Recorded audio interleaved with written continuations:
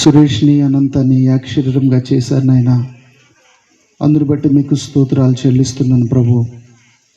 వారిరువురిని ఏకాంగులుగా కాకుండా సంసారులుగా చేసి ప్రభు వారి యొక్క గర్భాన్ని మీరు ఆశీర్వదించి వారికి ఇచ్చిన సంతానాన్ని బట్టి మీకు వందనాలు ప్రభు. స్వామి స్తోత్రాలు.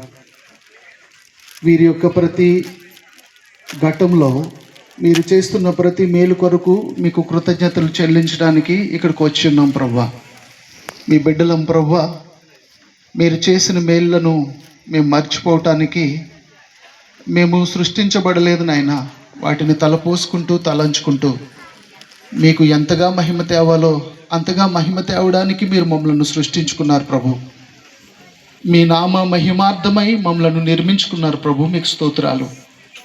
ఈ యొక్క చేసిన మేలులలో కుమార్తె హర్ష నందిని విషయంలో మీరు చేసిన ఉపకారం కొరకు మీకు వందనాలు.